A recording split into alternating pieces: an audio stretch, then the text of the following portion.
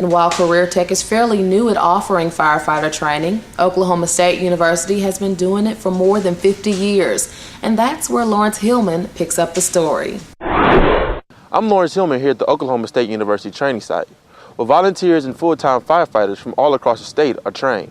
It began back in the 1930s. Well, fire service training has been providing training for the rural firefighter and also metropolitan firefighters for many, many years.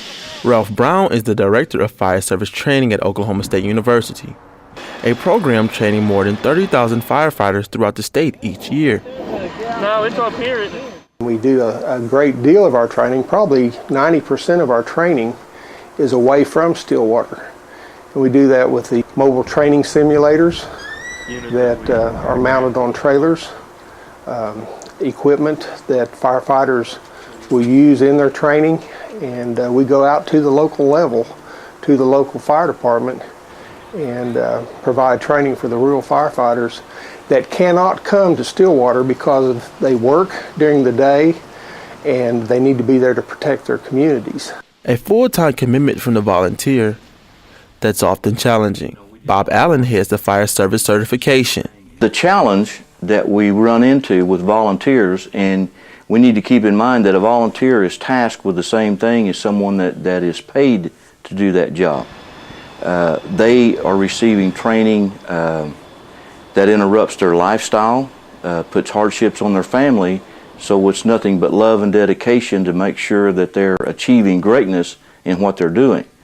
Steve George is Assistant Director of OSU's Fire Service Training. Safety of any profession really starts with training, with that person's knowledge and their understanding of the hazards of the job and how to avoid those hazards, how to work around those hazards. And this training is really the base to allowing those firefighters to know how to do their job safely. The needs of the job are consistently changing as technology changes in our environment. Fulfilling a call of duty that's keeping Oklahoma in the limelight of fire safety. Officials here expect this to be a very busy year as firefighters prepare for what could be a very stressful fire season.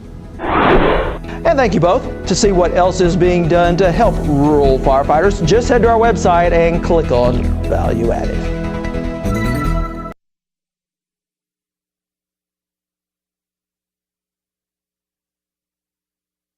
Well, some may think that biking 400 miles across the state doesn't sound like a vacation, but for these cycling enthusiasts and the small Oklahoma towns they visit along the way, the long miles and longer hours are just part of the fun. Lawrence Hillman has our story. It's a trip back home for John Orndorff. A 400-mile ride, all on his bike. It's a lot of fun, and it's a chance for me to come back to Oklahoma after a 27-year absence. John is one of the 850 cyclists taking part of Oklahoma Freewheel, a 30-year-old event that brings riders from all across the country to pedal and push through Oklahoma's terrain.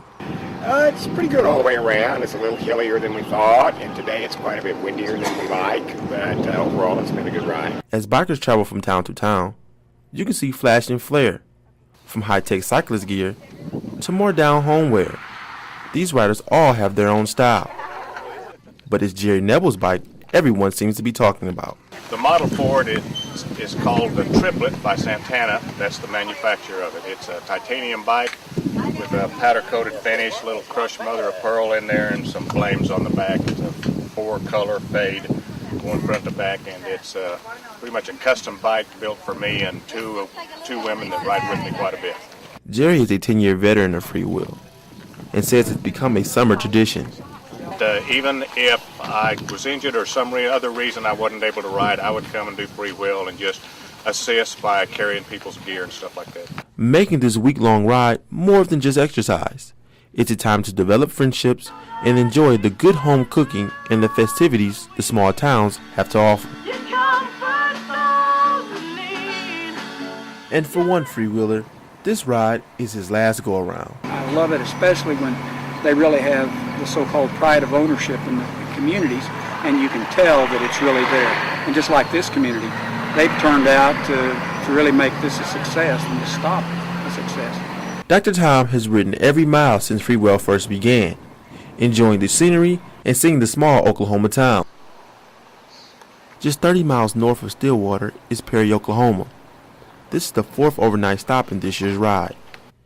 An historic restaurant owner, Mary Lee, says her city takes pride in the riders being here. Economically, it's great because they tour our town. A lot of them have never been to Perry.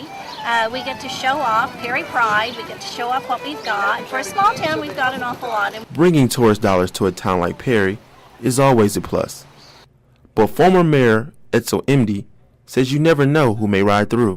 We probably will pick up a few people out of this that come through here, see this, and that are impressed, and maybe they want to start a business here, economic development. Making this ride as much about the health of small town Oklahoma as the health of the cyclists.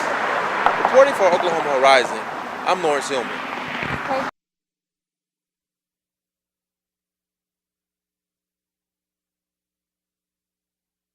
Well, one Oklahoma man's struggle to live a normal life is getting easier these days. After years of blindness, he is regaining lost independence through technology.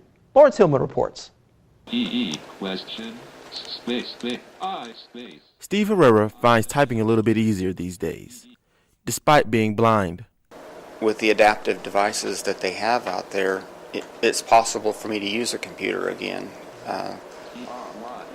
It just amazes me what new inventions they come up with next. Herrera literally lost his sight overnight and has been legally blind for over a decade. Thanks to new technology and a program called AbleTech, his life has become much easier. The items that they offer are things that help me be much more independent in my life, to where I don't have to wait for someone to look at something for me or to do it visually. I can do it for myself. And independence made possible by technology that wasn't even available just a few short years ago. Assistive technology can be items from wheelchairs to specialized software loaded on computers to help people with any type of disability.